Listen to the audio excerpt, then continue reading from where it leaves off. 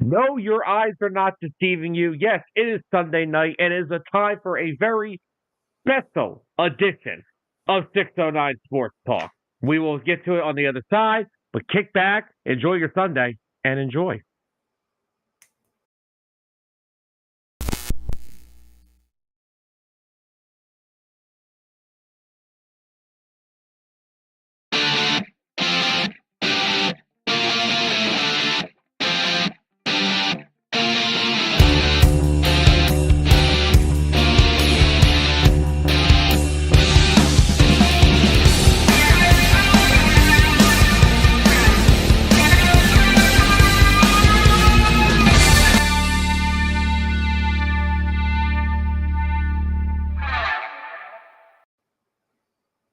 Welcome in everybody to a special ninth edition of 609 Sports Talk live here on Facebook and YouTube. Of course, you all know this is the show where we unite fans and ignite debate. And oh man, do we got a very special show tonight. So of course, this is 609 Sports Talk, but it is of course 609 Sports Talk presents. Yes, we have the background, but okay, put the overlay. Hitting home, which this will be a complete rundown of the postseason for Major League Baseball that starts this Tuesday. And I am, of course, joined by my good old friend. He is the eighth of the Dueling Aces, live every Monday night, Mr. George G3. My friend, how are you this lovely evening? Hanging in there, Sam. Hanging in there. A lot better than a doubleheader set up for tomorrow. Is that a Monday Night Football reference? Absolutely. Absolutely. Or is that a me reference? Absolutely. We'll go with that. But since this is such a big topic and there's so much to dissect and talk about, I figured it was good enough to have a full episode dedicated to this. I haven't done a hitting home segment on 609 for a while because, after the trade deadline, there's really not much to talk about. Now, I do have a rant to do at the end of this episode that has nothing to do with the postseason, but we'll get to that in a minute. So tonight, what we're going to do, we're going to do a good rundown, a preview of the Major League Baseball's postseason, which starts Tuesday. We'll give our predictions. I'm doing my predictions from wild card all the way to the World Series. I'm giving a full prediction. George, you're free to do the same. It's always going to be a fun time doing that. Good luck trying to not piss off a bunch of people, but it is what it is. So I guess, first off, we have to talk about tomorrow. Now, real quickly, if we just want to look at this real quick, I have the little diagram here of Major League Baseball's postseason picture. And if everyone wants to see, the American League is all set. Tigers play the Astros. Winner of that series goes on to play the Guardians. I'm sure all of our Dueling Aces buddies will be high ticketed to watch that. In the second series in the American League, the Royals will play the Orioles. And, of course, the winner of that will go on to play the New York Yankees. And in the National League, this is a whole bunch of hoopla. Brewers and Padres, as of right now, do not have an opponent. As everyone knows, the Mets and Braves series last week was rained out, and they have to play a doubleheader tomorrow, which, if anybody needs to know how that's going to go, here is another little thing from our good friend, Jeff Paston. Yes, the overlay is not completely the size of the screen. I could care less.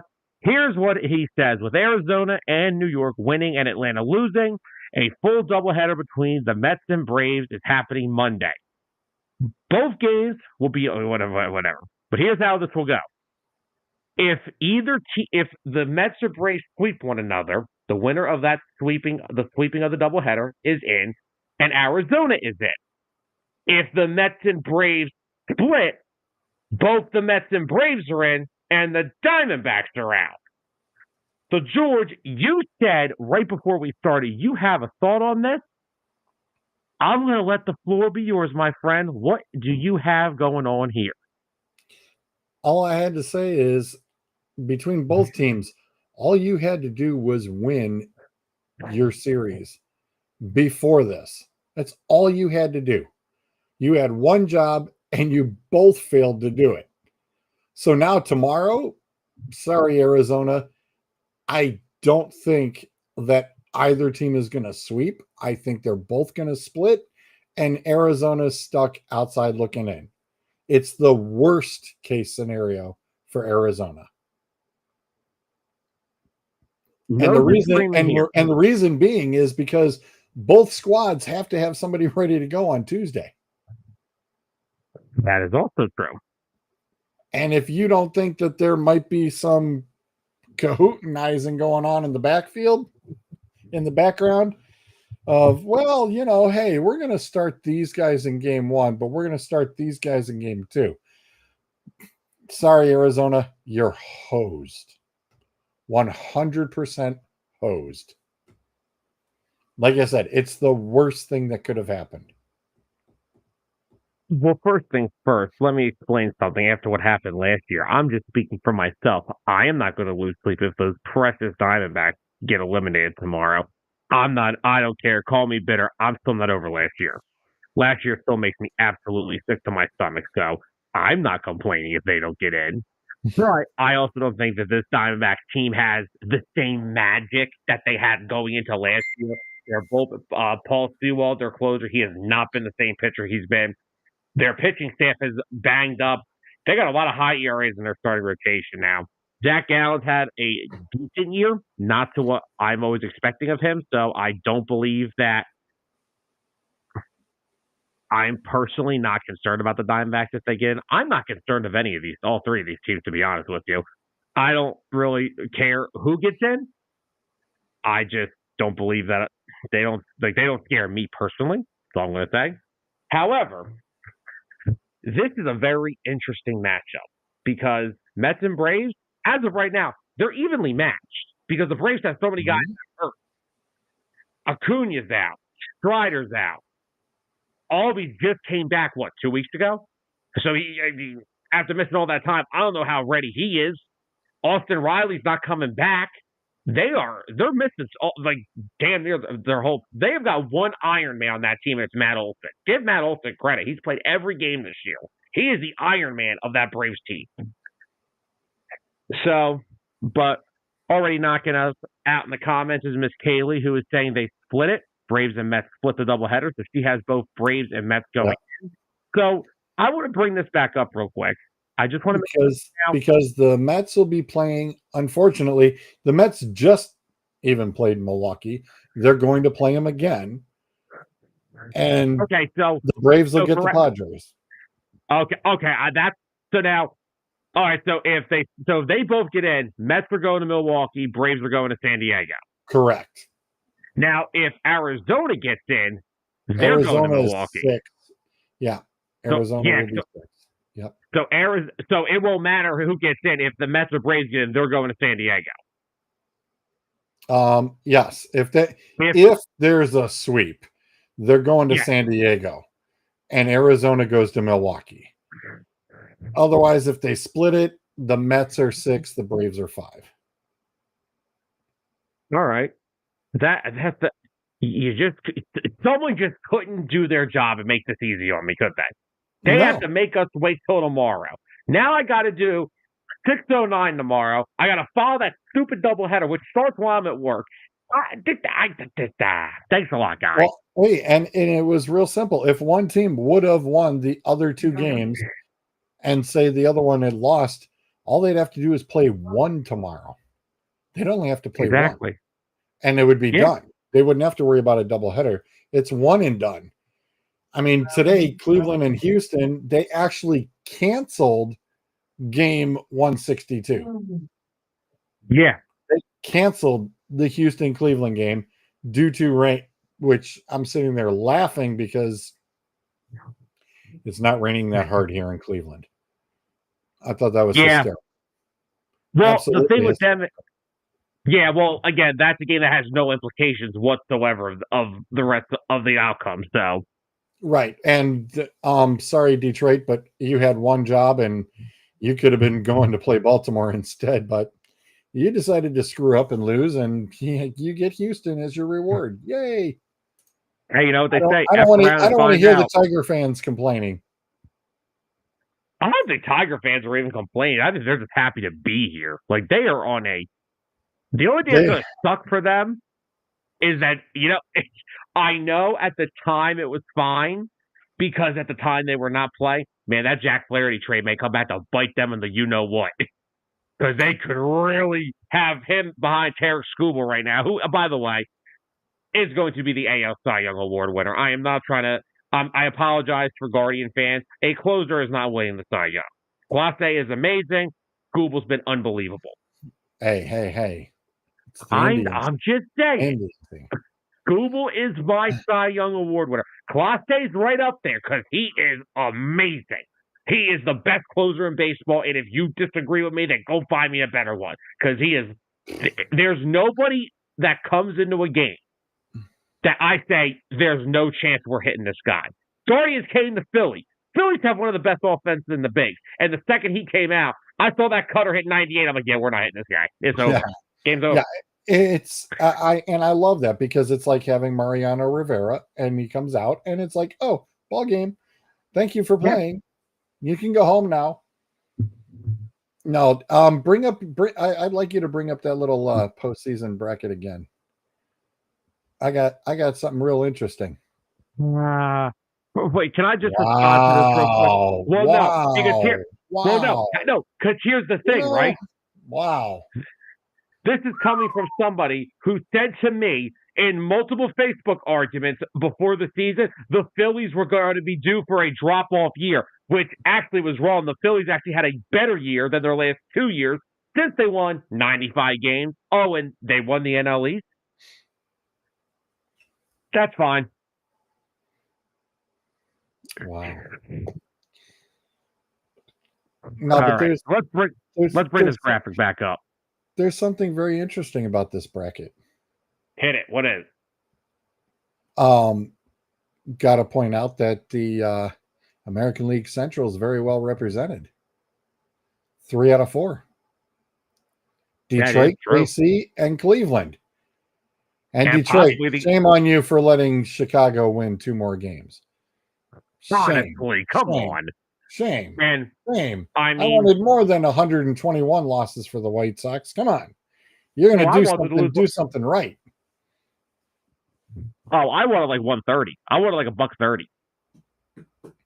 So as the millennials like to say, for the modern era of baseball, it's the worst record of the modern era of baseball and the worst record since they went to 162. That is sick. Truly sick. You've only won 41 games. Your people literally said the rest of the way out, the tickets are $10. Oof. That's brutal. They said $10 tickets. It was $10 parking, $5 beers, and $1 hot dogs and chips. Dude, you could feed the family and go down for a couple ball games. That'd have been great.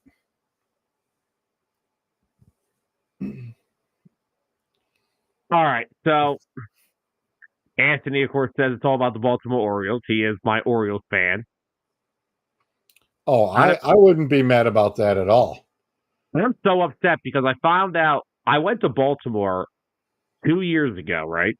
Mm-hmm. And I just like you, Anthony just waltzed upon 609, found the show, started watching. He's been a fan ever since, right? I come to find out like 3 weeks after I went to Baltimore, he works there. Oh. I'm like, damn, only I would have known you sooner. Anthony also adds that don't be surprised the Orioles knocked the Yankees out in 6. Woof. Like I said, I'm not mad about that. I wouldn't mind seeing Cleveland and Baltimore in an ALCS. I'll take that. We're going to get to that in a second. Now, what I do want to kind of do before we get to the full prediction, I kind of want to talk about like one little thing about each team. Just give like a 5 minutes on the bracket, and we'll do the National League second because there's we need to have a strength and a weakness for 3 separate freaking teams that they get in. Right? Yeah, I was going to say. We'll do that in a second. I was going to say, if we need to get toilet paper, I've got a few super rolls in the bathroom. Charmin soup. I got a couple Charmin Forever rolls, and a few of my friends know about those. Oh no! Oh yeah, got plenty of TP for a while. Well, Brian, here's the good thing for me: we're not the best team in baseball. That would be the Posers out in California, which I'm going to get to them in a second. So, like I said, I'm going to pull the bracket up one last time. Here's the bracket for anybody who didn't see it earlier. We're going to dissect real quickly, give a quick little talk about each team in the series, in the bracket, whatever. And then we'll get into our full predictions. And of course, I have some things I got to talk about non-playoff wise. So let's start up at the top with Detroit and Houston. This series, what are your thoughts on this series? Without giving a full prediction yet, what is just your thoughts on these two teams? Well, Houston just, for their slow start, I was shocked that they came through and are sitting here, because I thought for sure between Houston and the White Sox, they were both going to be in the basement. The way that both squads started, oh dear God, you thought this was, revenge, the baseball gods coming back and going, yep, you want to be cheaters? Here's your karma. Well, yeah, here they are, rearing their ugly heads again. The AL Central kind of reminds me a little bit of the NFC South in football. It's kind of the, you got a couple of good teams maybe towards the top, but the rest you're going, yeah, okay. Somebody want to step up? I mean, once you got past these top four, I mean, it was a crapshoot on who you were getting. You could have had Seattle in here. Seattle was burning hard. You totally could have had Seattle in here. I believe what I read earlier, the Mariners are the first team in some certain amount of time to lead the league in runs allowed, with the lowest amount in the bigs, and not make the playoffs. As we say, it does come down to the pitching, and yeah, they're just they're one or two pitchers away from being in this bracket for the next 4 or 5 years easily. Well, unfortunately, in the Mariners case, they didn't hit. That was the problem with them. Yeah. Well, Anthony, this is a hard disagree. This is a hard disagree for me. They are not the scariest team in the playoffs, and I'll tell you why in a minute. The only thing with the Astros, if you look at the Astros, though, what scares me with Houston is, number one, I think we can all agree something. Justin Verlander is no longer Justin Verlander. No, not at all. No, Justin Verlander hasn't been Verlander in 2 years. And he hasn't been Verlander since they won the World Series in 2022. Like I said, 2 years. Exactly. Let's not talk about that. Let's not talk about that, okay? I don't want to talk about 2022 anymore. All right. So anyway, yeah. Like I said, they're here. I liked I'm going to give a shout out to Guardian Greg over on Talking About Balls podcast. He and Justin discussed this past week, where he thought that Kansas City would slip to the 6 and Detroit would jump up to 5. I actually was hoping for that as well, because I think Kansas City could be more of a thorn in Houston's side than Detroit will. And against Chicago, Detroit clearly showed why. That's why I'm thinking it's boy, Detroit, yeah, you got here, but it's kind of the best out of the worst. I mean, at least the Red Sox aren't here. That's kind of they're but go moneyball themselves. But then again, you could have been looking at the Minnesota Twins sitting there too. Nope, Orioles got Kansas City. Because if I look at this correctly, Detroit lost the last 2. Yeah, Detroit lost, so they dropped down to 6, and KC plays. Yep, Thursday they were there, but then Friday and Saturday happened. Friday, Saturday, Sunday happened, and whoops. Yep. And this is officially from MLB.com. So this is the official. This is the official bracket. This is as of right now. Yeah, it's literally as of right now. Well, yeah, because the American League is set. There's no Yep. movement in there. It's just that the National League is such a cluster F that we couldn't make it easy because someone couldn't win. In terms of Detroit, look, Detroit, let's be real. What a story. The team was supposed to be out by the trade deadline. They traded Jack Flaherty for that exact reason. I will give them the utmost credit. They battled their backsides off to get to this point. But unfortunately, outside of Tarek Skubal, I don't know any other starting pitcher in their rotation that's going up with Houston. Even with a bad Verlander, you still got Valdez. You have Hunter Brown. They haven't that kid, the other kid Blanco. They have got still horses in that rotation. Because Houston's offense is not what it used to be. They're not smashing teams anymore. They're out pitching you. And that's what's scary with Houston. If pitching holds up in the postseason, that's how you win the World Series, is your pitching holds up. That is why there's a certain team in the American League that I have. But we'll get to that in a second. Houston's bats are not what they used to be. Nope. I mean, Kyle Tucker's healthy, I think. So getting him back is big. Yeah, exactly. Healthy-ish. Jordan's banged up. He's day-to-day with a knee. And if Jordan's banged up, then that whole lineup's out of whack. Jordan is the machine to that lineup. First of all, he's built like a freaking machine. The guy looks like he's built like a Terminator. Hits balls 9,000 feet. I can't stand it. I can't stand the guy. I just see Game 6. I'm just going to talk about 2022 this whole show. I hate freaking Astros. I hate trash. Yeah, let's not worry about 2022. I can't help it. Look, as much as I would like there a lot. Yeah, I would love for Detroit to, at least try to steal 2 of these games, but that's what you need. But I don't think it's going to happen. I don't either. The Astros are just they're not only are they star heavy, they're better. The Tigers are a good story. I think down the road, if Detroit keeps developing players and doing what they're doing, they'll be here again. Unless because of the way that they took Chicago and they threw the pitching rotation out of sync to put it up for this wild card, then I could see Detroit pushing it and possibly stealing it. But after that, they're screwed once they get up against Cleveland because the rotation's out of whack. So, right.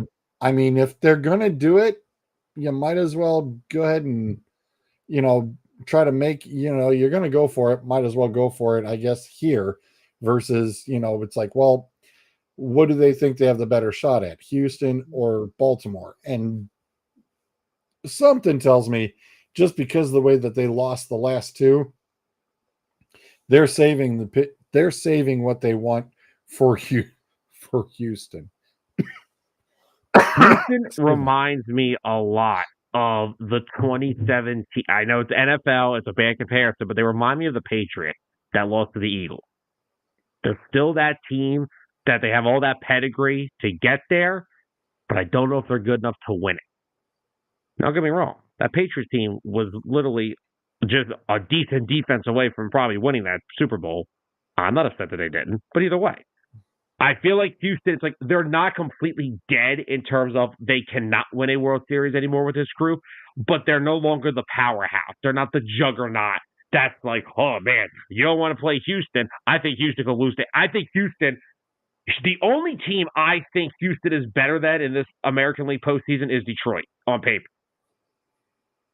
And the only other team I think they have an edge is possibly Baltimore because of pitching.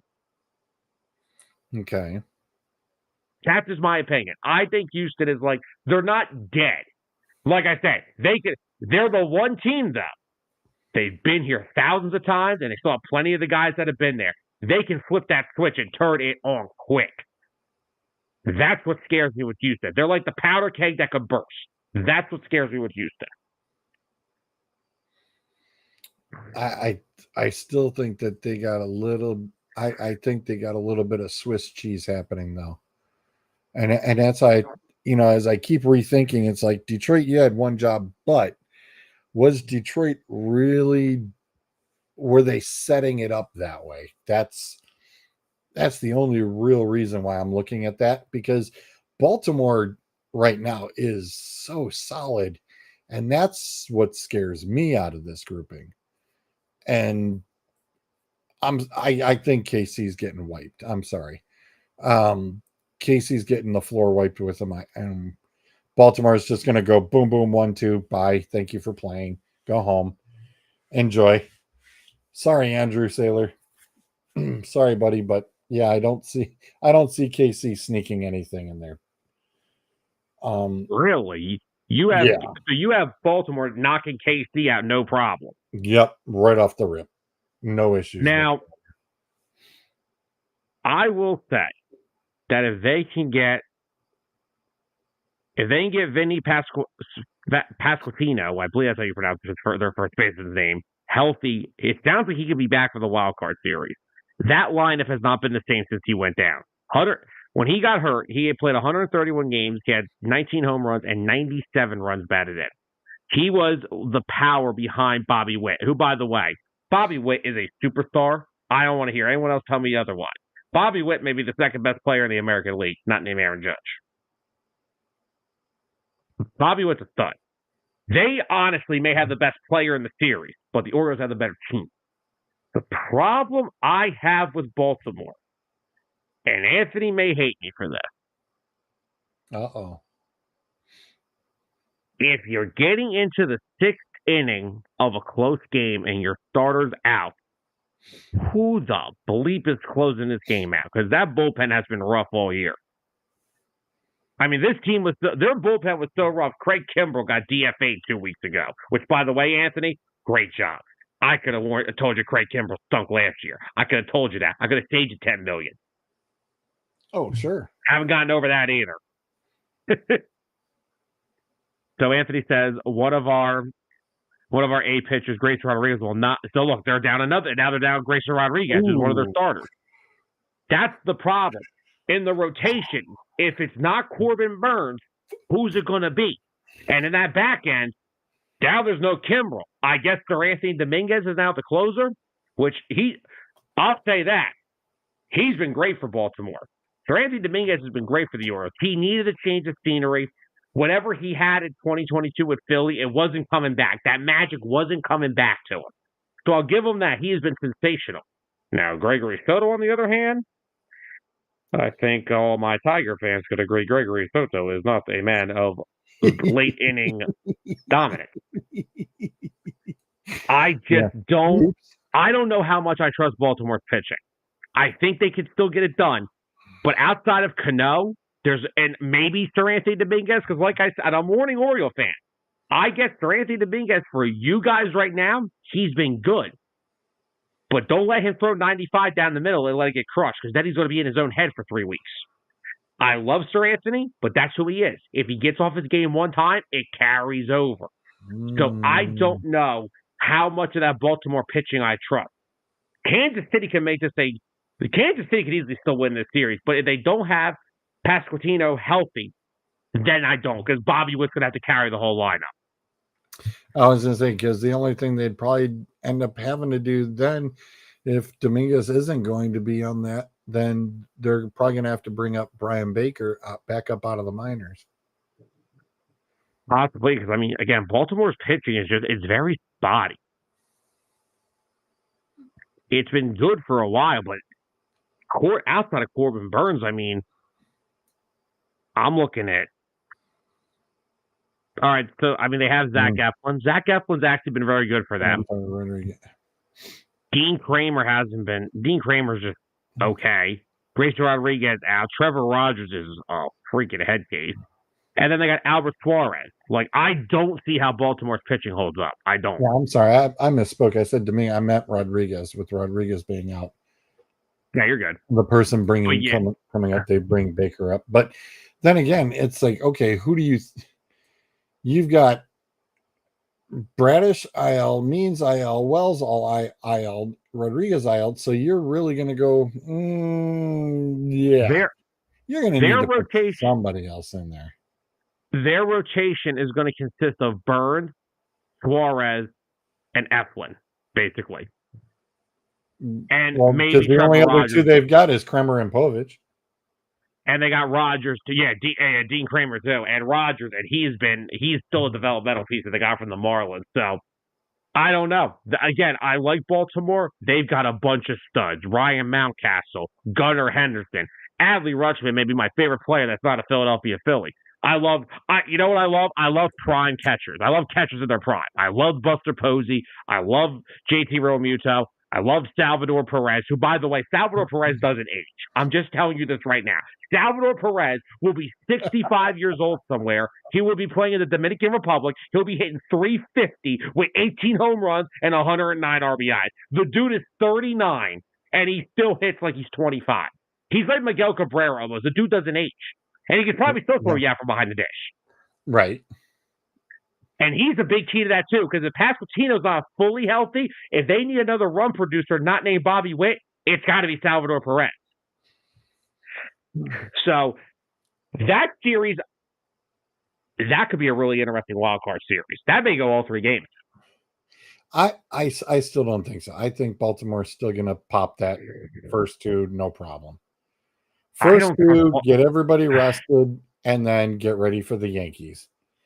I don't trust anybody in that rotation not named Corbin Burns. Zach Eflin has the potential to be that guy, but I haven't seen it yet.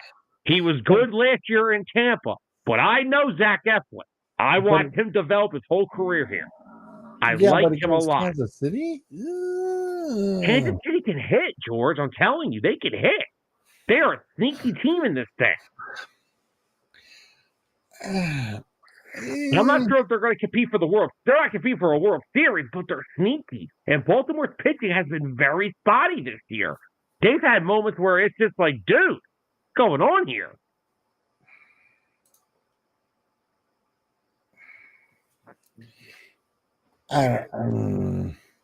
Now, I will say, especially for what they.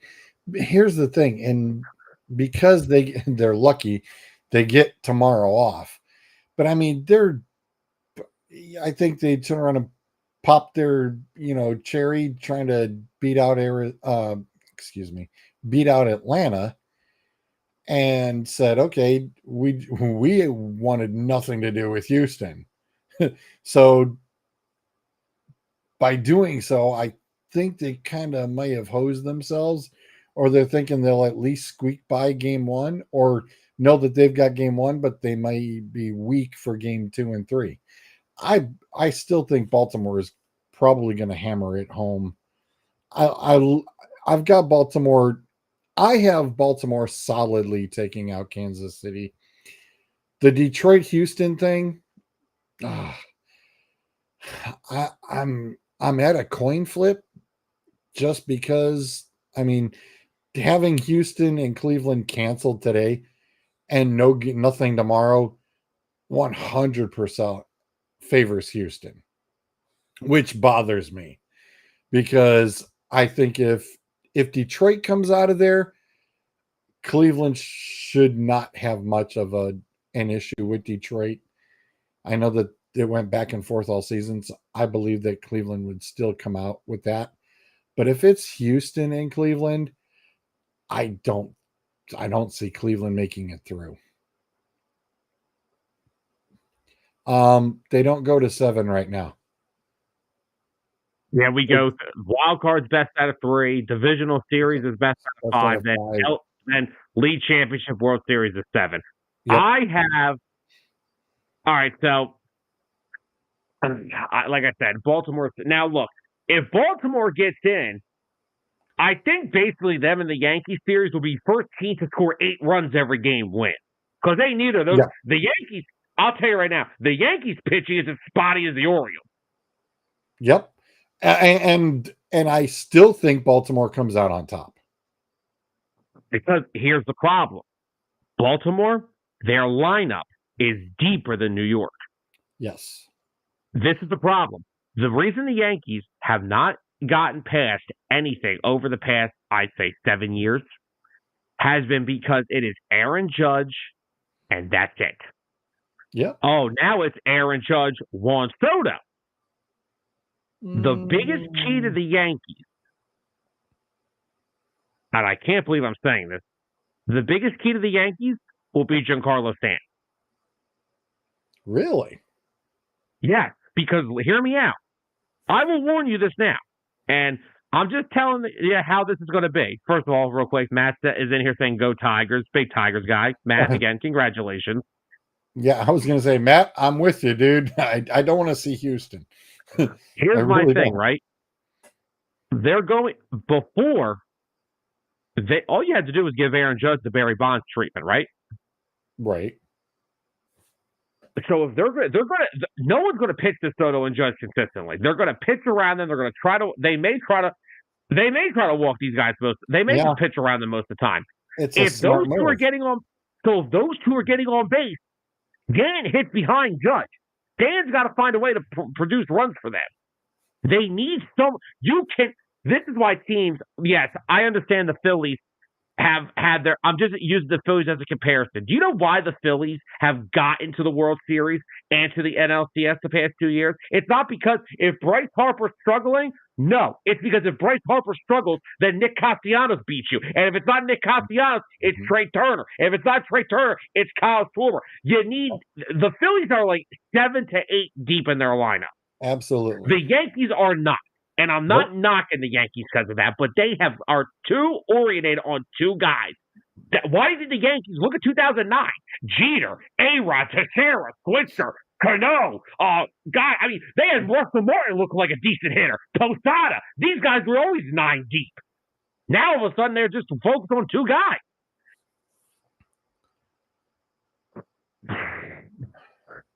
Anthony's basically saying the same thing. Yankees won't last if pitchers walk Judge or Soto. Exactly what I'm saying. They are not a deep lineup. Yeah, that's a good move. Yeah, I like it for game one. I'm just concerned about 2 and 3. Exactly. This is what I'm saying. I like it for game one, Matt. I really, really do.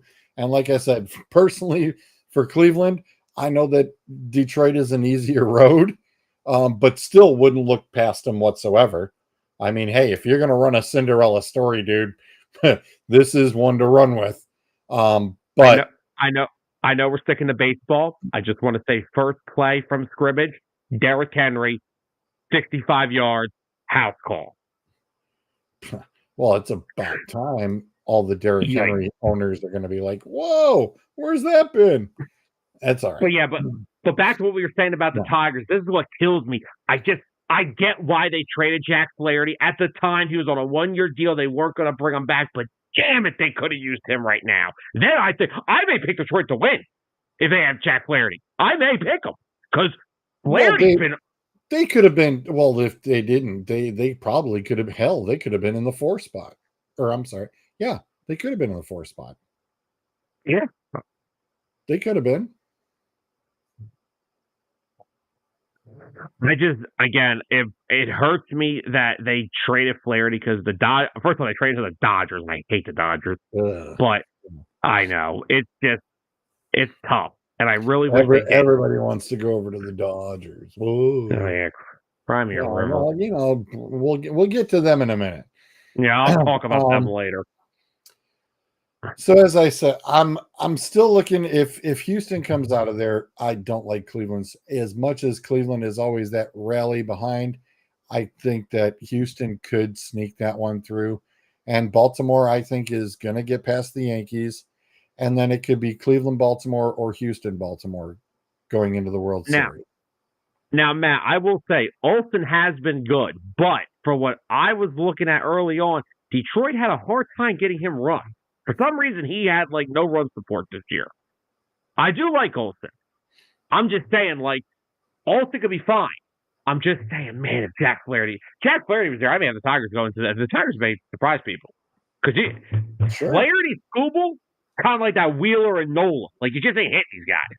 You don't hit these two. Yep. So, but no, I think Detroit's going to make it a series. They could rightfully well upset the freaking. The Astros. This is not your dad's Astros team now. This ain't your brother's Astros team. Hell, this ain't the Astros from last year. They are not the same. And if they go with Verlander game one, then I don't know what they're thinking. Because Verlander's not a game one starter no more. I have a game 4 starter. He's no longer that guy. Right. And I think Detroit knows how to hit off of them too. Matt, just answer me this question. Javi Baez isn't playing anymore, is he? I hope he's not. Because if he is, you might as well chalk that 0 for 4 with 4 Ks. Dude hasn't seen a slider on the outside that he hasn't liked. Worst thing I've ever seen. No, Ohtani is not pitching. He is not pitching this year at all. If he pitches in the postseason, they are one injury away from being screwed. I believe, as far as how that nice, Matt.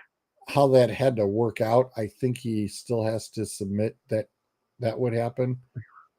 Yeah, exactly. And they don't need him to pitch. They don't need him to. Yeah. Well, they may need him actually because their rotation is banged up, but we'll talk about those jokesters in a minute. I still don't have the Dodgers as my favorite in the NL.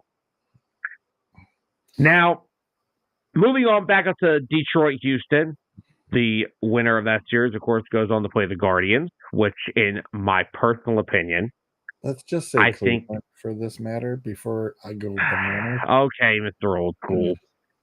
I personally believe that Cleveland is the most well-rounded team in the American League as of right now. We just know Cleveland plays down to the competition. That's my problem. Agreed. Now, the problem, here's where it gets to me with that. I think they have a great starting rotation. Cleveland's always had great starting pitching. Didn't matter who it was. They just got 5 guys that will give you 6 innings every time out there. Their bullpen is great enough to make it a 6-inning game. Mm-hmm. So, big wild card, and whoever they play, who is going to help out Jose Ramirez? Now, Josh Naylor was a run producer this year. He drove in over 100. He also only hit 240. Who's going to be that guy to come in and help out Jose Ramirez? Perfect way to say it, who's his Juan Soto? Because Aaron Judge needed help. They went and got him the big dog. Who's going to be that guy on Cleveland? Is it going to be Josh Naylor? Of course. Is it going to be who's the other kid? Who's the other kid? The one kid in their outfield. Oh, I can't remember his name. Damn. Oh, I'm messing up. I know. You're going to beat me to it. I hate you. You're going to beat me to it. It's like, dang it. Hang on. I'm moving. I'm trying to beat you to it. Steven Kwan. This is what I get for banning baseball. Oh, no. It's Steven Kwan. Steven Kwan had a great year. Yes. Yeah. 290 it's a 290 hitter. They need someone like that. Matt, that Noel kid is good. He hit Matt, he had 67 games, he had 218. He has the pop. But I'm afraid he gives me another Framil Reyes vibe. And Matt did say, well, it sucks. We traded Jack Flaherty. It worked out because we got Trey Sweeney out of the deal, who was pretty damn good, and took over for Javi. Point. I forgot Trey Sweeney was in that deal. But yeah, that's my only thing with the Guardians. Like, Andres Jimenez, their second baseman, dude can pick a great glove. He's a 250 hitter. Like, you need to win any playoff series for the Guardians.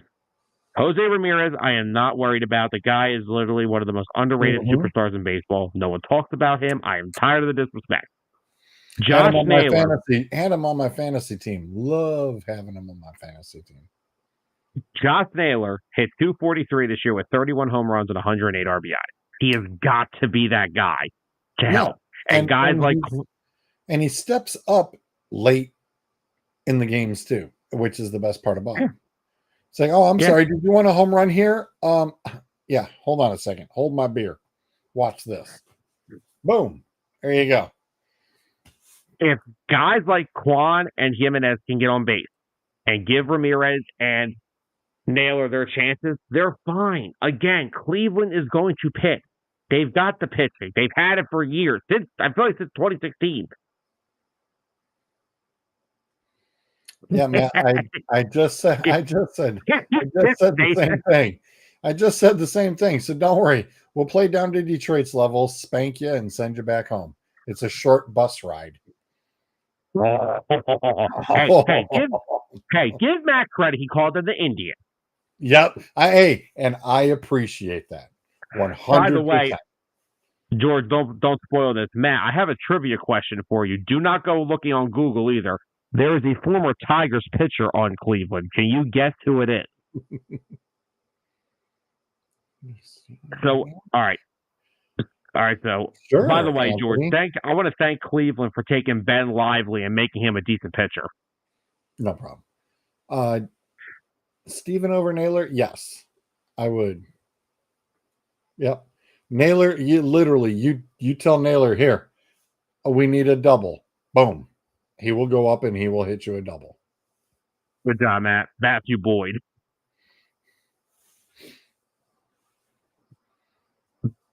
But yeah, Cleveland's pitching is not the problem. Like I said, they just don't play down to the competition. Don't play down. Yep. If they don't play down, they're fine. And personally, I would, I've got a favorite matchup that I like, and we'll get to it in a little bit. But I mean, for an ALCS, Cleveland, Baltimore, short little trip back and forth makes life a lot easier. Well, I'm gonna, and I'd be all for it because I know that's going to be a good 7-game series right there. Agreed. That would be an awesome 7-game set. I would not be mad about whoever came out on top in that one, because I know that would be a great 7-game series, and I'd be very happy with it. Matt, sorry, Kansas City gets flushed down the toilet. I'm sorry. You are disrespecting the Royals. I'm telling you. It's almost as bad as Houston. I just don't want to see either one. Sorry. All right, George. Well, let's bounce back to the graphic. Let's go run down full American League preview. Would you like to go first, or would you like me to go first? Go ahead. All right. Well, let's start off up with the American League wild card at the top. Matt, I am hardly sorry. I don't think Detroit has enough to take out the Astros just yet. I have the Astros advancing in 3 games. I think it goes to a third and deciding game. They will go on to play the Cleveland Guardians, and then I will have the Kansas City Royals being eliminated by the Baltimore Orioles. I think the Orioles lineup is more healthy. I think it's more well-rounded. I think they're going to be at home. Their lineup at home is sick. I have the Orioles eliminating the Kansas City Royals in 2. I think it's just too easy to call. I think Kansas City's a year or 2 away from being a top contender, especially in the AL Central, but I do have them being eliminated. So that would mean in the divisional round, we have the Astros and the Guardians, and then we have the Yankees and the Orioles. I have the Guardians eliminating the Houston Astros in 5, because I think the Astros are just that good of a team that they will find a way to force a game 5. I think Cleveland's a little better. I will go Cleveland going to the ALCS, which they will face the New York Yankees. I have the Yankees eliminating the Orioles in 5. I think these series are all going to be very good. I think they're all going to go to the deciding games because I think a lot of these teams are evenly matched. And then in the ALCS, I have the New York Yankees going home. I have the Guardians going to the World Series, beating the Yankees in 6. And that is my American League playoff prediction. All right. Well, I'll bring it back up. Yeah, I have. I think the Cinderella story actually holds firm. I think in 3, I have Detroit actually upsetting Houston and moving on. And I agree. Okay. And I agree with you. I know I mentioned it. I think Baltimore has the first 2. It's a 2-game deal, and Kansas City goes home. I have Baltimore and New York, and then Detroit and Cleveland. And I have Cleveland taking care of business, moving on to the ALCS in the full 5 as well. I do agree that it'll go a 5. I also have Baltimore upsetting New York in 4 and moving on to the ALCS. And there I have Cleveland and Baltimore going a full 7 games. The heart says Cleveland. The brain kind of thinks it could be Baltimore, but I'm going to kind of stick with Cleveland going there into the World Series overall. But I believe that it'll be a good 7-game series between Cleveland and Baltimore. Looking forward to it. Like I said, I wouldn't be mad on whichever one comes out of there because I know it'll be a great fought battle. Really do. Oh, yeah. The American League Series all have potential to just be entertaining as you know what. Oh, after the toilet bowl happens tomorrow, the NL side just seems boring as all get out. So the American League, it's ironic. The American League series always seem to be a lot better than the National League overall until it gets to the National League Championship Series. It's like the National League has to wait till the NLCS for it to finally be worth watching. It's like the rest of it, it's just like, flush. Hi, Braves. Sorry, Hi, Braves fans. Sorry we ruined your fun every year. Yeah, it's like, whatever. At least the American League, everything is very intriguing. It truly is. No. I will need multiple teams investigated for this. I was going to say, unless you're paying off the bookies and about several umpire crews, I don't see that one going down. All right. So Anthony says he thinks the Braves will be the 6th seed. They can't be. The Braves cannot be they cannot be the 6th seed. The Braves, no matter what happens, cannot be 6th. They will be 5. They'll either be 5 or eliminated. Correct. It's 5 or elimination. The Braves hold the tiebreakers. The Braves and the Mets both hold the tiebreaker over Arizona, and then the Braves hold the tiebreakers over the Mets too. Well, actually, no, I shouldn't say that because we actually have to wait for the toilet bowls tomorrow. No, never mind. But no, I was going to say either or. I think the Braves overall, I think they will end up. I still think they'll end up as 5, or whoever is the sweeper will be in the 5 spot. Like I said, I think I think they're both in cahoots. I think it's a split. The Braves will be at 5. The Mets will be at 6. That's where they put, because of whatever the double tiebreaker is, the Mets, no matter what, always ended up at 6. The Mets are always been sitting at 6. That's what it was 2 nights ago when they were still tied. And if that does finish off that way, then the Mets, no matter what, would always be 6 if they still split it. Anthony said, if it could happen, I want the Yankees versus Baltimore to be in Baltimore. That would be a madhouse in that stadium. It would be. Sure. And then he said, so Braves 5, Mets 6. Well, all right, George. So here, first and foremost, we're going to do our full National League predictions, but we have to get this out first because of that because these idiots couldn't do their job. George, how do you have tomorrow playing out in this doubleheader? Who are your seeds 5 and 6? I mentioned it earlier. I think there's some cahootinizing going on. Sorry, Arizona. It gets split up. Atlanta will be at 5. The Mets will be at 6, and that's how that I believe, will finish out. If Chipper gets his wish, and I say Chipper, being the big Braves fan he is. If Chipper gets his wish and Atlanta takes out both games, and Arizona's sitting at 6, and the Braves are sitting at 5, ew is all I gotta say. Because Milwaukee's just going to be sitting there, kicking back, relaxing, going, yep, we're going to phone this in. Thank you. Thank you very much. Well, but I believe it'll be a split. And unfortunately, I think the Mets in Milwaukee, it's going to take all 3 games. I think they're going to go all 3. Well, here's how I have it going. First off, just to throw it out there, Matt real quick said NL, he has Mets and Braves get in. Mets beat San Diego. Brewers beat the Braves. The Braves cannot play the Brewers. Yeah. The Braves are not going to Milwaukee. The Mets will go to Milwaukee. The Mets going to Dodgers knock Milwaukee. out the Mets in 5. Phillies knock out the Brewers in 5. Dodgers beat the Phillies in 5 to make it to the World Series. The Dodgers are not beating the Phillies in 5 games. The Dodgers don't have 3 starters to beat my team. Well, first off, let me explain mine real quick. I have the Braves sweeping the Mets. Okay. Because as much as the cahoots thing, they are division rivals. They want to knock each other out. They don't want the other one going into the postseason. So I have the Braves finishing as the 5. Arizona will go to the 6. That's where I have that.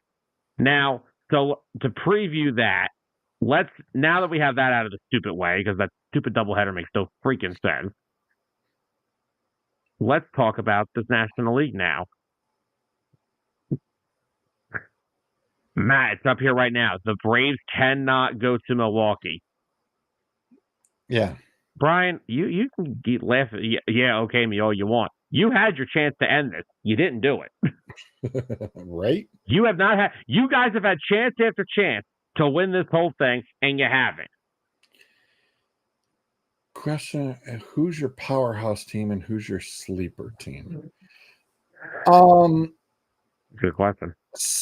I'm gonna say, technically, I'm gonna say the sleeper team is still Baltimore. I think that would be my sleeper team. My powerhouse team, I would choose. No, not that I'm on the fandom or anything, but I think the Phillies are the powerhouse team on this picture. I want to know where the Phillies don't have enough pitching to beat the Dodgers. What? Okay, listen. Look, I am far from a Phillies homer. Okay, it's my kid. He's a big Bryce Harper dude. He follows Bryce, from Washington now to Philly. I mean, granted, I was more with the Washington with him and Trey Turner and everybody else, but it's just like, yeah, I know the fellas have moved to Philly, but that just improves Philly's lineup. And hey, you got bats, you're going to score runs. And that's where I say that, and Philly's got some solid pitching. Okay. So Matt, have you not watched Christopher Sanchez this year? Have you not watched Ranger Suarez? Yes, I know Rangers struggled a little bit here and there. Let me show you. Let me hit you the Dodgers pitching real quick. Jack Flaherty, Kyler Glass now 60-day IL out for the season most likely. Yep. Clayton Kershaw still I've heard about 2 weeks away from returning. Either way, Kershaw overrated. I'll take overrated. Yeah, Dustin May 60-day IL neck injury. Bobby Miller 8.52 ERA. Gavin Stone, 60-day IL, shoulder injury. Yamamoto just came back. They've got as much pitching as we do. Baltimore has a better shot of beating them.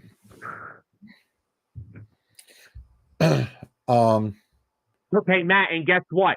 If it's just Sanchez, Wheeler, Nola, that's still more than the Dodgers.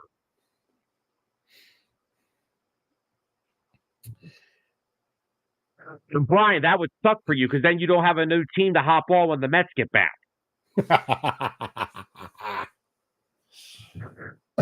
Wow. And I'm putting this one on there just for that.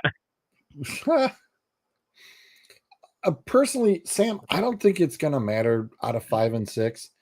I think Milwaukee and San Diego both move on. I don't really think it matters who's going to be in those circles. I really don't. Not whatsoever. I mean, personally, it's just like, look, you guys can pretty much skip it and just advance the both of them and just move on to the NLDS. I'm sorry. It's Milwaukee and Philly and San Diego and LA. I don't think it's going to matter whatsoever at all. I agree with you up until the Milwaukee thing, because you know what? Every time I pick Milwaukee, they let the Cinderella in. They let Arizona do it last year. Milwaukee is. Let me explain to you something about the Milwaukee Brewers, and this is why I'm going to give Brian some credit here. If the Mets get in, if the New York Mets get in, yes, Brian, you're going out and say you make it go out in 3. In a heartbeat. In a heartbeat. And in a heartbeat. And look, yes, I'm a big Pete Alonso fan. I love So Pete. yeah. I love Pete. Like I said, that would be a miracle right now because Milwaukee is on a tangent tear. Milwaukee every year is the Cinderella's dream because every time a Cinderella team gets in, the Brewers are in the forefront of getting eliminated by them. I don't think it's going down this time. I really The only thing I will say is if the Mets play the Brewers, Rhys Hoskins may hit 600 in that series because Rhys Hoskins owns the Mets. The problem I have with the Mets, their starting pitching has been very good this year. Sean Manaea is very good. Sean Manaea is one of the most underrated starters. Sean Manaea and Luis Severino have been the forefront of that rotation, and Jose Quintana. The problem I have with all the Mets starters, they don't miss a lot of barrels. They don't throw very hard. The Brewers team, they may take advantage of that. Yeah. Same thing it would be with Arizona. They don't miss a lot of bats.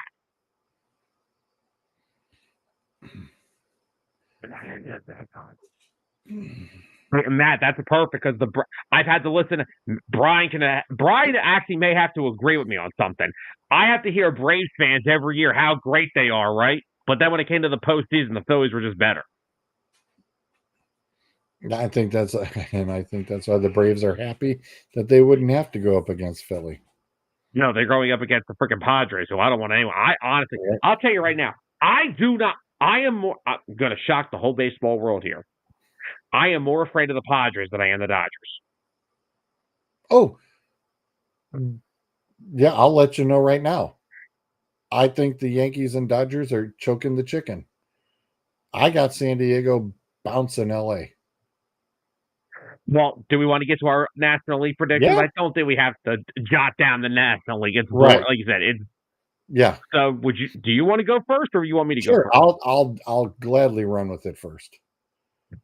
Like I said, I don't even give a darn who's in 5 and 6. 3 and 4 move on. 3 and 4 move on. I have San Diego upsetting the Dodgers easily in 6. Or I'm sorry, in 4. And then Philly and Milwaukee, they also go 4. Philly turns around and takes out there. It's Philly and San Diego, 7 again. I think that's going to be a lot of fun. But whoo, baby, the airline miles that is going to produce and the late games. There's some people going to be staying up a little late to watch some games, but guess what? It's going to be well worth it. Like I said, I can't wait when the ALCS and the NLCS get together because both of them go in 7 games. It's going to make baseball, believe it or not, fun to watch, I'm sure. I have the Phillies taking in, though, to go to the World Series. And that puts, ironically enough, Cleveland and Philly. And I'll just sit there and I'll ask Bryce, I'll be like, hey, so now who you picking, buddy? Can't wait till that happens. It's like, all right, pal, now who you rooting for? That poor kid's going to go out of his mind. But that's who I've got in my World Series matchup at the moment is Cleveland and Philly. All right, we'll save that for the end. So here's mine. I have Braves eliminating the Mets. I have them taking out both games because, again, they're division rivals. They don't want each other in the playoffs. They already got Philly there. Right. I have Braves going to San Diego. Diamondbacks are going to Milwaukee. I have the Diamondbacks beating Milwaukee. I don't trust the Brewers. I never have. Even if Brian hates my prediction, that's fine. I will more likely admit if I'm wrong. But guess what? If the Mets get in there, I have the Mets winning too because I don't trust the Brew Crew. I never have and I never will. So I have the Diamondbacks going on to face Philly. I have Philly getting revenge on Arizona and knocking them out in the divisional round. So I have Philly in the NLCS. I have the Braves and the Padres. I have the Padres destroying the Braves. The Padres are the better team. Then we have got The Dodgers and Padres, I have the Padres again. And let me now take the graphic off real quick because let me explain to you something about the Padres. You can give me all the Dodgers you want, okay? Give me the Dodgers. Keep talking about talk about the regular season superstar that Shohei Ohtani is, which is what he is. He's a regular season superstar. Never see him do it one time. Pony. He's a one-trick pony. It's a one-trick pony. First of all, can we admit something? Shohei Ohtani's having like the fifth best offensive season in baseball this year. Mm-hmm. The two guys in New York have had better seasons than him. Give me Judge and Soto. Because they actually play the field, unlike some guys. The Padres have a deeper lineup than the Dodgers. Mookie Betts, cool. Old. Shohei Ohtani, awesome. Yep. Freddie Freeman's my favorite player on the Dodgers. I hate Freddie Freeman, but I love Freddie Freeman. What else? It's like the Yankee effect. Who after those three is beating me in a series? And now if I'm looking over at freaking San Diego, I got Machado, Bogarts, Cronenworth, Tatis when he's healthy. Their lineup is deep. Now I will say, having Hung-Sung Kim out for the rest of the season kills their infield because he's a great defender and a good hitter. Having him out kills them. But the Padres have a deeper rotation. They've got Michael King. They just got Joe Musgrove and Yu Darvish back healthy. And they have Dylan Cease. And their bullpen, they got Jason Adam at the deadline. They got Tanner Scott. And they already had Robert Suarez. And they have like 2 or 3 other middle relievers that have ERAs under like a sub-3. They can make this a 6-inning game. Sam, who choked the chicken last year for Atlanta in the playoffs? Wasn't the whole team? Who choked? Yeah, but who choked who choked the most? He's on the Dodgers. You just mentioned him. Who, Freeman? Uh-huh. Not once, but twice. He can't do it in the playoff. He can do regular season all you want. When it comes playoff time, he's not the same Freddie Freeman as old. I'm sorry, folks. It's not going to happen. And Shohei Ohtani's never played a day in October, so I want to know why he's all of a sudden just the king's ransom of hitting. I haven't seen him do it once in October. Yeah, it's not going to be Let's good. be real. Shohei looked really good with Freddie Freeman hitting behind him. This is what I said. He's giving me Shohei Ohtani as the MVP. That's fine. Freddie Freeman is more valuable to that team than Shohei Ohtani. If Freddie Freeman's not on the Dodgers, they're just as good. But he is more valuable to that team. In the field, because he plays a gold glove first base. And we need to see him do it in the playoffs. And I don't think he can. The Padres have more pitching than the Dodgers, and they still have just as good of a lineup without Juan Soto. Machado, still one of the best hitters in baseball. Drives and runs, hits for contact, still one of the best. Tatis, when healthy, still damn good. Cronenworth may be one of the most underrated players in baseball. He to the Padres is like what Will Smith is to the Dodgers. Probably their 4th best player in their lineup, but the dude just drives and runs. But if the Padres have that 4 of Cease, King, Musgrove, and Darvish going, I don't even know if the Phillies can compete with that. If Ranger Suarez isn't pitching well, then I don't know if the Phillies can compete with that. Brian, I'd like to know, Brian. I'm always on drugs. I'm always on drugs. I'm always on drugs for him. Brian, if I'm assuming he's basically saying because I've got the Dodgers getting bounced, and the Yankees probably getting bounced. But it's happened so often in baseball, and it doesn't matter. You don't want to be the top seed. Hold on. You don't want to be. George, Matt and Brian need to understand something. Guys, the Dodgers have been picked to go to the World Series like every year since 2015. They got there one time in that COVID-shortened 60-game season. The Dodgers are never built to last a full season.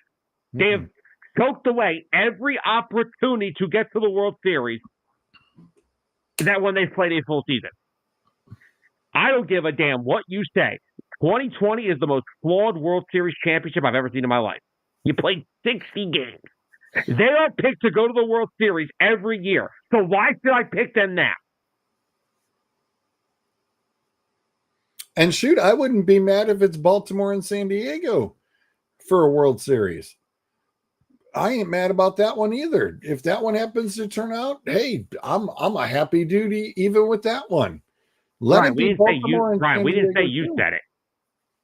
We didn't say you said it. But again, this is my point. I don't care if the Dodgers are the best team in baseball. Right. I don't care. Anybody can win. The postseason in baseball is more random than the NFL.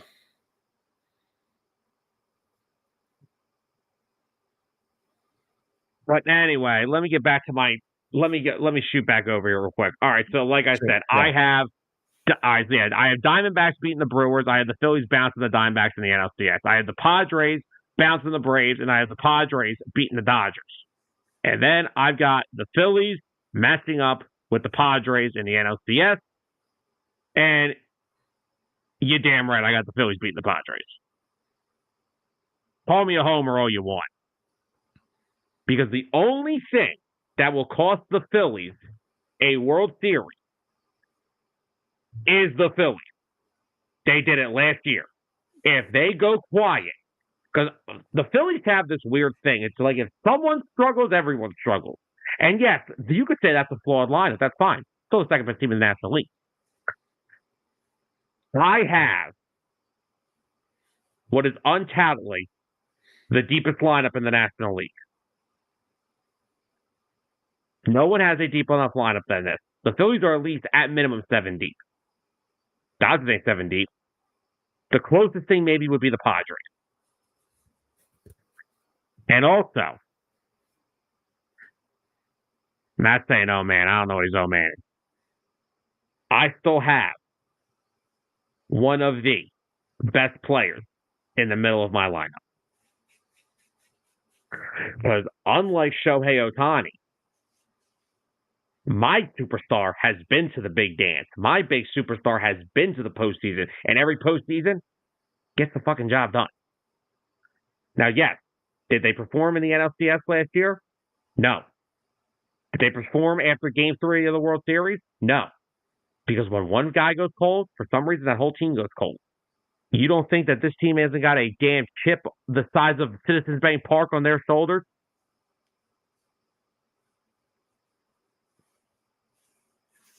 This is a team that has been there and they've lost it. They know how to handle the adversity. There's no Cinderella team this year in the National League. No, the Mets are not that, okay? The Mets are not a Cinderella team. They're a good team. They've been playing very good. I gave them all the praise in the world, but they're not a Cinderella team. I still think the Phillies are the best team in the National League. I don't care. Oh, my God. Brian, and you're not even getting to the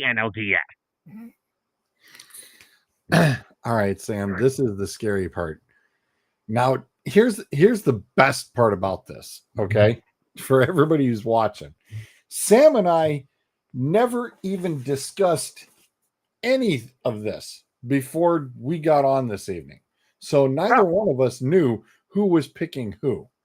The scary thought is that we both have Cleveland and Philly going to the World Series in the World Series. And we know that I believe we have two different answers as to who's coming out of that. Oh, yeah. For sure. Because we're both, we're both Homer in this bad boy. Again, real quickly, this jokester who said the Phillies were going to have a down year has already been proven wrong. Because the Phillies actually had a better year. They won 95 games and won the NL East. So you're already wrong because you were wrong from spring training on. And like I said, as long as number 3 is in that lineup, this team will compete with anybody. As long as Zach Wheeler and Aaron Nola are on a mound, this team will compete with anybody. George, it's okay. George, whoever the World Series champion is, this guy will be the fan of next year. Trust me. Oh, I was gonna say something tells me. The ironic thing is we both have the 4s beating the 1s, which is great. Because the ones have too many flaws in their pitching. Correct. Literally. And we know that the best teams technically are sitting at 2 and 3 out of these. That's the crazy thing. They're sitting at 2 and 3s. But the 6s can take out the 3s, which ironically we both turned around and said that too. That's kind of scary. Well, with the exception of yours, you have Houston going, but I've got that, and then I flipped it on yours. We're on the National League. We went opposites, but it is just kind of ironic that would happen that way. But overall, like I said, would I be mad if it was Baltimore and San Diego? Would it be a couple of 4s being in there? No. Would I be mad if it was Baltimore and Philly? No. Would I be mad if it's Cleveland and San Diego? No. I know that those final 4 teams between Cleveland, Baltimore, Philly, and San Diego, I know I'm getting a good World Series out of that no matter what happens. There's 4, those are literally the 4 best solid teams coming out of that. Whatever, Matt. I just want to know. I want to know where. I want to know. Look, if the Phillies get bumped by the Padres, I'm okay with that. I want to know. I want to know where the Dodgers are better than the Phillies and Padres. They're not.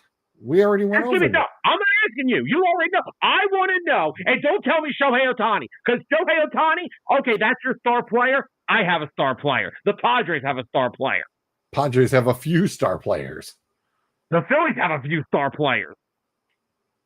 No, Matt, I already said if it's Baltimore. No. Wait. Oh. Matt, didn't you just have the Tigers in the ALCS 20 minutes ago when they're clearly not going to be there? With the Yankees, no less. Are you? No. And see, they're calling us homers. Answer the question. Where are the Dodgers better than the Phillies and Padres? Where? I don't care about their record. They beat up on the Giants all year. Congratulations. I want to know where the Dodgers are better than the Phillies and Padres on paper. Now, on paper, it doesn't matter when we play the games. I get that. The Phillies could rightfully go back into one of their cold spells and hit themselves out of the postseason again. That rightfully could happen, and I'll be pissed off. And guess what? Outside of Bryce Harper, I'll get rid. They're gonna have to turn that team upside down because he can't go 4 straight years with the same chick. The Phillies should rightfully hit their way out of the postseason by going cold. That's 100%. But right now, I want to know where the Dodgers better than the Phillies and the Padres. I need to know this right now because they're not. They have 2 healthy starting pitchers. Their third may be a 39-year-old Clayton Kershaw. He's saying about Cleveland. You show me between Houston and Detroit. You go ahead, bring me your peeps. Give me your numbers to explain on how that's going to happen. Cleveland's not getting bumped in the ALDS. Try again. And Matt, it don't matter where we had them going. I'm still waiting for the answer of my question. George, I've been saying it for 5 minutes now. Where are they better? Again, the Dodgers have been picked to go to the World Series every year for the last decade. They made it one time in a short season. Where do the Dodgers perform in October? They don't. They do not perform. I don't know why the Dodgers are getting all the love all of a sudden. They've got 3 really good players in their lineup that I'm definitely scared of. Betts terrifies me. Ohtani terrifies me. Freeman terrifies me. Freeman I got 7 guys I'm not afraid. Freeman does not terrify me because Freeman cannot get it done in the postseason. Hold on. He couldn't do it with the Braves. He still won't be able to do it. Well, to be fair, Freeman did win a World Series with the Braves. They did win the World Series in 21, the year before he left. Well, yeah. Well, like I said, this is the problem. Because of him. You are still not answering my question. No, Matt, I don't know. Matt, what are you talking about? I just told you. You bring me the evidence that shows that Houston or Cleveland could knock out, or Houston or Detroit could knock out Cleveland. I still want my damn question answered. I've been waiting 10 minutes. Where are the Dodgers better than the Phillies and the Padres? You know why this question is being answered? Because there is no answer. They can't answer it. Like I said, none of this, George, can we agree with something? I think we say matters in about 2 weeks. Because someone's bound to be wrong. And I'm not, and like I said, I'm not a Philly homer by any stretch, but I just know the better team. Like I said, with Philly and San Diego, and like I said, I wouldn't be mad at it if it's San Diego that turns around and makes it all the way to the big dance. Not San at Diego, all. First of all, if I had the Phillies beating the Padres in the NLCS, I have it going 7. Because that's how good those teams are. The Padres people are not realizing how good San Diego is. Matt, you tell me the Tigers couldn't turn around and hold a candlestick to Cleveland. Come on. That's why I'm asking you. What do you have? You don't I'm not asking anymore. I'm not asking anymore. I'm not asking. Matt can't even turn around and give me the answer against Cleveland. You ain't going to get nothing about the Dodgers. He's ignoring you. He's sitting there trying to get to me. It's like, dude, you have no evidence of Detroit. You got nothing. Wait, I just missed Anthony's comment. He's getting his popcorn. Yeah. Dude, yeah. Listen, and like I said, I'm not mad at it. Cleveland and Baltimore going, and I says if Baltimore goes, I'm not going to be mad about it either. Not by a long stretch. I'll take Baltimore and San Diego in and turn around and say, all right, San Diego turns around and wins the whole thing. I can go that route too. And look, the Phillies can easily get bounced in the look. They get Diamondbacks get in. Diamondbacks had the Phillies number last year. They may have them again. The Phillies may get bounced out by the Padres. It could happen. But I'm not picking the Dodgers to go to the World Series. I'm not. I am not afraid of the Los Angeles Dodgers. I am more afraid of the Padres. They are a better team. I'm telling you. Yeah, but the problem is Detroit doesn't have the proper rotation going. So guess what? It's not going to happen. They don't.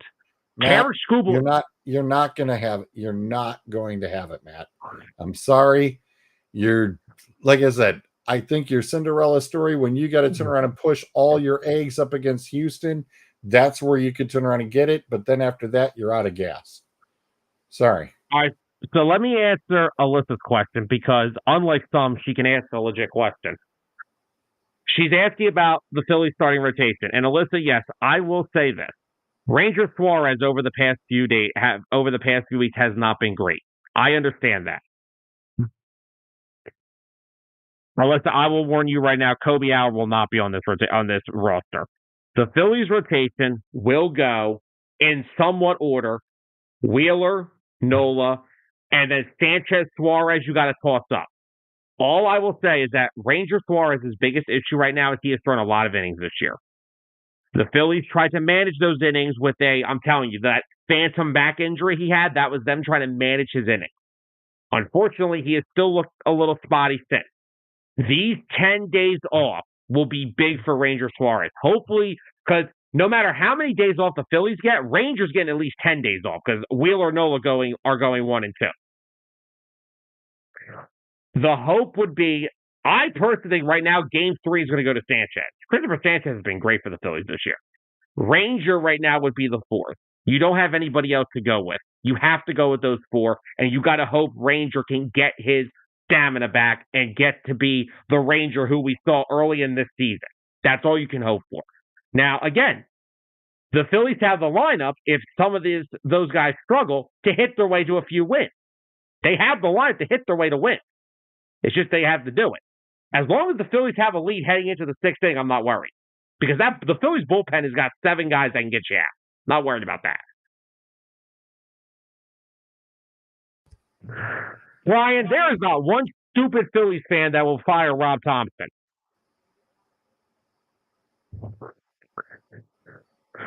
There's not one Phillies fan that will fire Rob Thompson for what the crap we had to deal with over that. We're not Eagles fans. We have more common sense.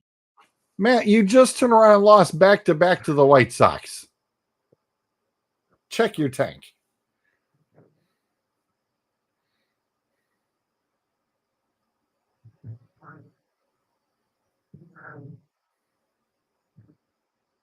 Oh, Brian, trust me. I've had to hear this from that's the excuse that Braves fans have had for 2 years now.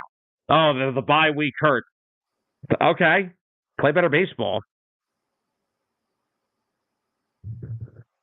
Brian, we weren't playing for anything. We couldn't get the 1 seed. The Dodgers locked it up. We knocked the Brewers out at home. When we beat the Cubs, we weren't playing for anything. And after Cleveland lost the other night, it was like they don't have to worry about anything. Everybody's like, oh, Cleveland can win the next set. It's like, nah, look who you got to play up against. And the Phillies won today, so who cares? Matt, you had a spot locked up. Matt, you could have played in the 5 spot up against the Orioles, and you decided, no, you did not want to play against the Orioles. You guys weren't stupid. You guys figured you could try to have a better chance against Houston, and that's what you're doing. Brian, don't speak for them on my show, because I'm not the one that wanted them fired.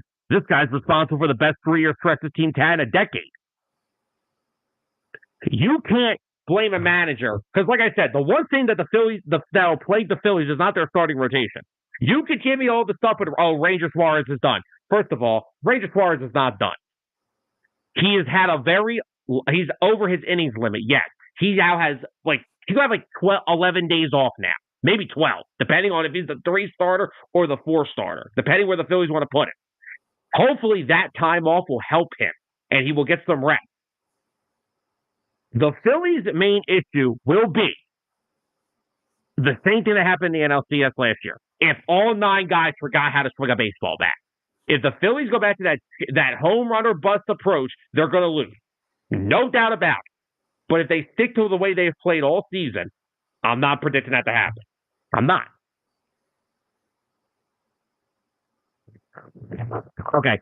Alyssa, I understand the frustration with Walker. They didn't have a choice. They don't have another starter in their system right now. None of their McGarry and Mick Abel have been bad all year at AAA. They are waiting for Painter to get healthy into next year for be their 5th starter. I am assuring you now, Alyssa, I'm going to make you a promise. And when I'm talking baseball in the winter at the winter meetings, I want you to come right back here and remember this. Taijuan Walker will not be a Philly next year. I will bank that and guarantee it because the Phillies are not afraid to get rid of veterans who aren't playing well. They did it with Didi Gregorius. They did it with Whit Merrifield. They will do it with Taijuan Walker. He will not be on this team next year. But I will say, Thompson was in a bad spot. They don't have another starter that they could have gone to. They were in it was a tough situation, and he got through it. And they still managed to win 95 games to win the NL East. He had no choice. That's the only thing I'll say about this. He had no choice. That's a front office problem. That's not a Rob Thompson problem. Matt, I picked Detroit to beat Houston here. Sam has Houston beating Detroit. I'm on your side on this one for your first round. Like I said, you're sitting there, you're going, oh, you took your 2 pitchers off the mound, put in nobodies. Dude, you had the 5 seed. You had your chance to not be playing Houston. And you chose not to. So that means you're going to start your 2 main key guys going against Houston. That's where you need to put up or shut up.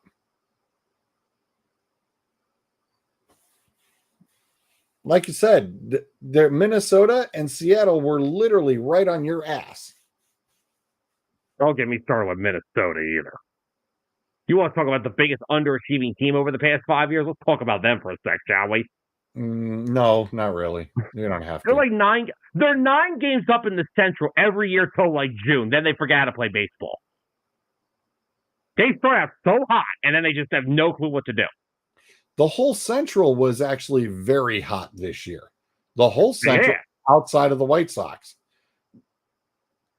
Outside of the White Sox, George, outside of the White Sox, your chance. Minnesota, KC, Detroit, and Cleveland were all neck and neck. beating on each other, of course, because they have to, but they were the top dogs. I mean, like I said, it's the best division watching baseball this year. They were the best division to watch games. See this? This is the comment where you and I step aside. Let them beat each other up now. Oh, good Lord, he did not. Oh, wow. Ooh, okay. Well, all right. So now we predicted our matchup. So what's that score on that football game? Oh, 21-3 Baltimore. Oh, wow. I ain't going that. No, like I said, I clearly just stated Minnesota, Detroit, KC, and Cleveland were good baseball to watch this past season. The best division in baseball to watch. They were 100%, and their records clearly showed it. I love it. I love when they get off my back. But real quick, we have predicted our playoff brackets. We have Phillies, Guardians, both in the World Series. George, I'll go first. I do have one other big baseball topic to talk about before we go off tonight, if you don't mind joining me for that, because I got some venting to do. I got a couple little things to vent, and hopefully Matt and Brian can come back to earth and be on our side with this, because this is going to be a neutral baseball conversation after we do our prediction. Gotta wait for the toilet bowls tomorrow. We have to wait for the toilet bowl tomorrow. George, where is that, by the way? Is that in Atlanta? It's in Atlanta, right? It is. Yes, it is. George, I will say, we will probably disagree on this, but I do have the Phillies beating the Guardians in the World Series in 6 games. I had it going 7. I don't have the cardiac strength for a 7-game World Series right now, bud. I can't do that. I need 6 or I'm dying. Oh man! Oh yeah, they're beating. I had it going in 7, back and forth, because I just think that, again, like I said, I think no matter what, the World Series is going 7 games. I mean, like I discussed as far as my power 4 in there, I think that no matter what, it's gonna go 7. And boy, even if it's like Cleveland and San Diego, good Lord, it is going to be a lot of late nights going with some people there. But still, no, I think even Baltimore and Philly, a shorter trip World Series. But no, I believe all of them will go 7. I think the World Series would go 7 games, 100%.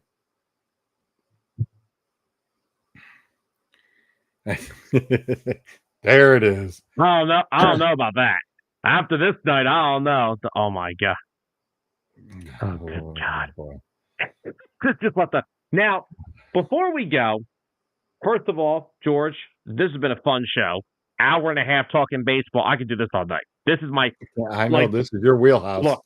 Oh yeah. Look, I love my football. I love my basketball, but baseball is my baby. I would do this I could talk baseball for 7 days a week.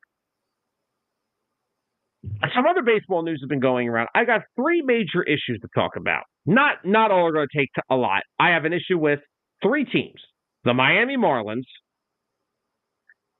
the Pittsburgh Pirates, and those damn Oakland A's. Now, let me get to the 2 shorter ones first. First off, the Marlins one is a little bit different. Skip Schumacher was relieved of his duties as Marlins manager. I believe that was a mutual parting, so I'm going to not talk about that. I thought it was just them being the Marlins, and I read into it. Oh my good Lord, that's fine. Brian, if all 4 of that happen, I'm giving up on baseball. Now, I have another issue with the Pittsburgh Pirates and their cheap owner, who decided to screw Rowdy Tellez out of a $200,000 incentive because he needed 425 plate appearances this year, and they designated him for assignment last week, and he was at 421. Ooh. Ouch. They can't. Pirates ownership is a joke. Now, I'd have to inquire with Bruiser a little deeper on that one and his thoughts.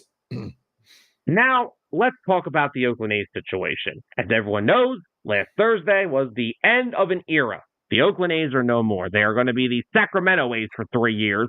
And then maybe they'll be the Las Vegas A's, if their ownership actually gets an actual plan for a stadium up, which they haven't done yet, by the way. Damn. They still don't even have the Sacramento stuff set. They got to get that done first. Let me explain to you something when it comes to this. Now, I don't know what your opinions are, but let me explain why this happened. What has happened to the city of Oakland and the fact that those fans have lost all their sports teams. I don't care about the Raiders. I don't care about the Warriors. I'm talking about the Oakland A's. The Oakland A's, this did not need to happen. This happened because of a cheap, frugal owner by the name of John Fisher, who took over the team in 2005, which did people say, oh, he's not cheap? Let me explain something to you. In 2005, the A's gave a $66 million contract to Eric Chavez, who was the team's third baseman at the time. Since then, the names that have gone through Oakland, just a few, John Lester, Yoenis Cespedes, Josh Donaldson, Matt Chapman, Matt Olson, some really good players have gone and come through the Oakland A's organization. Do you know who still has the biggest contract in Oakland A's history? Eric freaking Chavez. You're still forgetting Giambi and, the money. So this is before, that was before Fisher took over. Fisher took ownership in 2005. They left after 2001. Okay. I'm just talking. It's been a long couple of days. Sorry. Oh, you're good. I'm good. Sitting there thinking, I'm like, hey, wait a minute. Isn't that still right in Moneyball wheelhouse? No. Hold on. Can we just talk? Hold on. Matt, that's got to be the greatest comment ever. Oh, my God. Wow. Oh, no. Oh, no. Not a Bobby Bonilla reference.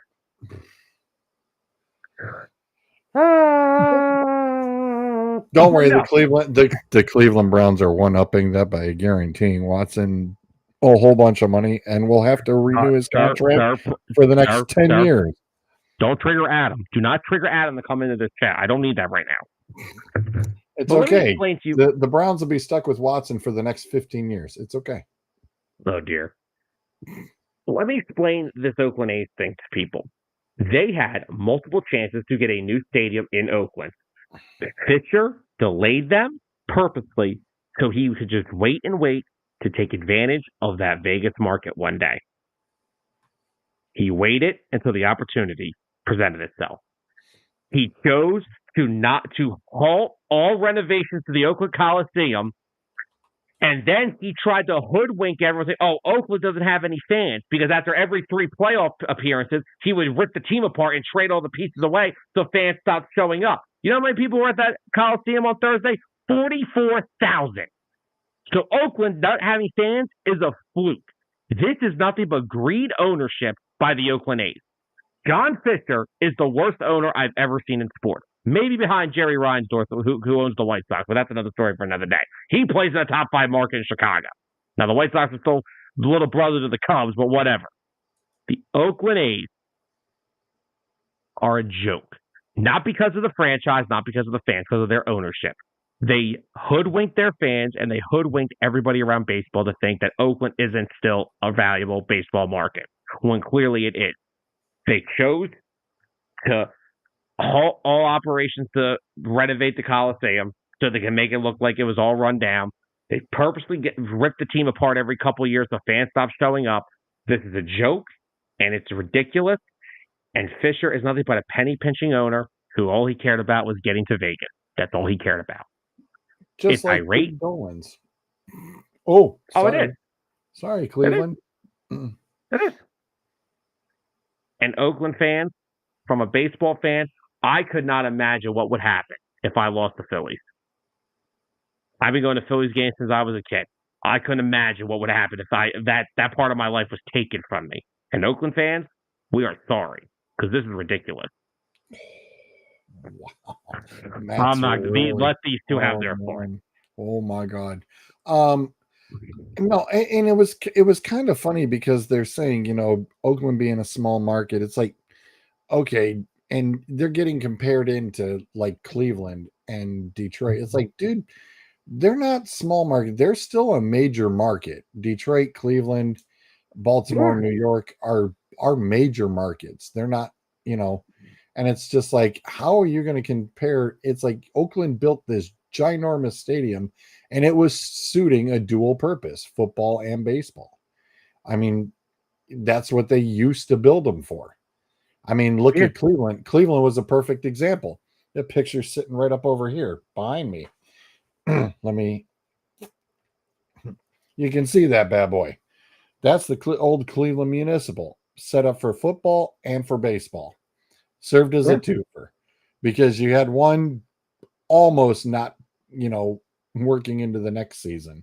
You had a couple of times where, it'd be some small overlap. But I mean, outside of that, it was perfect for hitting up both. But guess what? That stadium was falling apart. Oh And yeah. and right now, everybody even says as far as um the Jake. Yes, we don't call it whatever it is now. I forgot who the $1 million company is or whatever. But the Jake right now, they're already saying that the Jake is outdated and they've got to do some more repairs for it. So, and they're Yeah. constant, and they are constantly doing updates to that ballpark all the Well, time. here's what I hate about baseball owners, right? People keep saying baseball is a dying sport. I disagree with that. Now, rule changes aside, you have your opinions, I have mine. That's another story for another day. Right. Here's what cracks me up with some owners. Oh, we're not in the right market. We don't make enough money. Hey, George, let me ask you something, right? You know what attracts baseball fans? Winning. Mm-hmm. You know what winning means? More fans. You know what more fans means? More money. So how about instead of signing guys to 1 year deals worth 1.8 million, why don't you go sign a marquee free agent to put your team on the damn market so people want to come watch them? Let's be real here. Now look, the Phillies market's a little easier to navigate than like a Pittsburgh or an Oakland. The Phillies were literally the worst team in baseball from 2013 to 2017. In 2018, their best player was like Carlos Santana. Yes, Cleveland royalty Carlos Santana. Mm-hmm. They were 80 and 82. They just missed. They collapsed down the stretch. What did the Phillies do in 2019? They signed Bryce Harper, Some guy named Bryce Harper. Yep. and he's pretty good. Still one of the best players in baseball. Debate me on that if you want. Bryce Harper, regardless of the Phillies, is a box office name. Mm-hmm. When the Phillies are in town, you want to see Bryce Harper. When the Phillies are home, we want to go see Bryce Harper. And the Phillies over the past 3 years have been must-see TV, whether you like them or not. That's what one player has done to a whole team. So how about instead of the Pirates, like I said, how about this? Hey, Pittsburgh, you're complaining about freaking exactly like Detroit. Go out. Like, I'm sorry. If I'm Detroit, Brian's gonna hate me for this. When he doesn't re-sign with the Mets, if I'm Detroit, Pete Alonso, what's your asking price? What's your asking price? He said it. I'm just saying. He said it. Yeah. No, I agree. That will pack the park, man. Comerica will be jamming. Comerica will be jamming. Nobody cared about the Pirates till when? When Paul Skeens got called up. They've got a superstar down there now. Go add to it. You have the advantage now. Go get more better players. Put your team out there. I'll tell you right now, PNC in the playoffs, that's a beautiful park as it always is. I've been there twice, and it's the best park I've ever been to.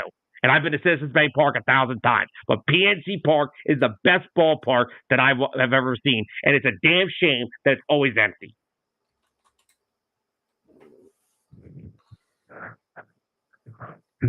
Anthony Santander is another good name you could throw out there. Go be aggressive. If you want to get more money, you have to attract fans. If you want to attract fans, rule changes don't attract fans. Winning does. The NFL changes rules every year. You think people are going to watch the 0-4 Jaguars? No, because they suck. They almost pulled off a win today. Yeah. Almost only counts in horses and hand grenades. That's right. There you go. But that's my served up. I will be on my airways for the rest of my life exposing Major League Baseball ownership because they're all full of their own shit. Like George, let me just ask you this: don't even count the regular season. Just off of October from the last 3 years, how much money you think John Middleton's made off the Phillies? That's in October. Probably millions. Wait, here's a good one. This season, you know what the Phillies drew at Citizens Bank Park for the whole season? 3,306,000. That's a lot of fazoo. Yeah. Maron. So for all the ownership that says, "Oh, you need a better market to win," no, you actually have to go play good baseball. Well, and this is the scary thing. Who's got the money to turn around and drop $200 million for Pete Alonso? Matt, sorry, no. You're not getting back Dombrowski. Every time I hear his name, I just think of the Moneyball scene. Suzanne, David Dombrowski. Yeah. I just think, because then it depresses me that I remember Ed Wade was my GM at the time. Oh, and don't worry, the Cleveland dude went on to go up into Toronto, so don't feel bad. Pyro. Yeah. Oh, God. But who could drop money for Alonso? Detroit could do it. Hell, Cleveland could probably do it if they wanted to. Not saying they will. I'm sorry. You want the Dolans to do what? But that's my point. You want the Dolans to do what? The Dolans have never, ever turned around and spent a dime on anybody. I'm just saying. This is my point, though. Yeah, they got rid of Lindor. They let Lindor walk. This is my point, though. I think that's a mistake. It clearly is. Lindor's still one of the best players in baseball. Lindor has National League MVP consideration, and the biggest reason why, he plays the field. Mm-hmm. But that's my point, though. Like, if these owners that sit there, like, oh well, we need a bigger market. No one's gonna go. I don't care how nice Vegas is. No one is gonna go watch the A's if they suck. Like, if you trade Brent Rooker and Mason Miller, who are their prime players, Brent Rooker this year, 36 home runs, 115 RBIs. Mason Miller, 30 saves, throws 106. If you get rid of those guys, what the hell am I going to watch?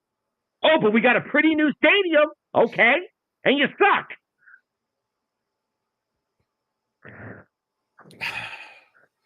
It's oh man. One, it's gonna be who needs a first baseman? Cleveland doesn't. No. Right, exactly. That's exactly what they do. They get rid of them, and they go, "Oh, well, we can get these guys coming." They get 3 or 4 pitchers, and then 2 other dudes who never see the field and are stuck in Double-A forever. And you never. And what cracked me up with Detroit was the center of like all those big players. Scherzers and Verlanders and Cabrera. They signed Prince Fielder, and all right, yes, they traded Prince Fielder away, but they still got back Ian Kinsler, who honestly was a better fit for them back then than Fielder was. And Victor Martinez, the name you're really familiar with, probably. Really, let's not bring that up. I'm sorry, okay, but you see my point. That's still a sore one with me because I loved having that dude.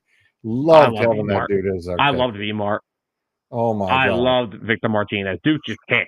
Duke could just hit. Yeah. So yeah, I don't know. Same thing with the Cubs. Same thing with the Cubs. That 2016 team. They're all gone. Bryant's gone. Rizzo gone. Schwarber gone. God. You won the World Series. At least Detroit got a World Series win out of it. That is true. Yeah, I'll say it. I'll say it. Matt, I remember Castellanos, the Tigers were kind of like on the outs. So that's why I forget about him. I forgot Justin Upton was even on the damn Tigers. Remember Yeah. JD Martinez? That's where he revived his career. Right. Yeah, that's the one thing also with the Mets. They better hurry because JD Martinez is in trouble. He's like he's like 1 for his last 40 at the plate. That's not going to help them.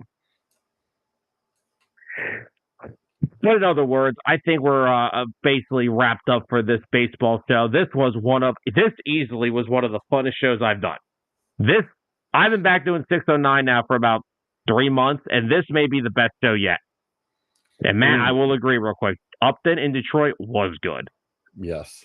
So before we say goodbye, of course, 609 Sports Talk will be back tomorrow at 5:30 for our normal show. We'll talk NFL week 4, college football, another exciting weekend of games.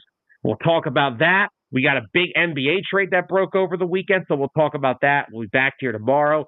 And of course, George, Dueling Aces is live, 8 o'clock every Monday night as of right now? Right. I was going to say, you'll have your regular co-host tomorrow. Yep. Tyler will be back with me. And then you're joining me at 8 o'clock on Dueling Aces to kick off our show. Hopefully I don't stop 609 at 7:30 like last week. Dude, you were like 7:35 or 7:37. I was like, woo, we just going to give him enough time to hit the bathroom and grab a snack. I'm good, man. And a drink. I'm good. So George, there's a full day of us tomorrow. It's a full day. I've had 4 shows in 2 days. I did Eagles post game today. I did this, and I got 2 more tomorrow. I may need to take some PTO for next week. But George, of course, friend of the show. We've been doing shows together for a few years. I want to thank you for coming on tonight and joining me for this episode. Of course, anytime. This is a fun show. I think we knocked out a great prediction. The comments were an all-out war. Hey, when we say ignite debate, we're not lying. That's right. We are as advertised. We ignite debate everywhere. And they brought it. They did not shut up tonight. They brought it, and they brought it all. So, guys, thank you, everybody, for joining us tonight on tonight's show. I want to thank Alyssa, Matt, Brian, Anthony, all you guys for your great comments throughout the show. You guys make the show every week. We don't have shows like this without you guys. Thank you all for joining us. Enjoy the rest of your Sunday night, unless you're a Bills fan, because they're down by 20 points. Yeah. We will see you guys tomorrow. Have a safe night. We'll see you guys tomorrow. For George G, I'm Sam Nelson. Good night, everybody.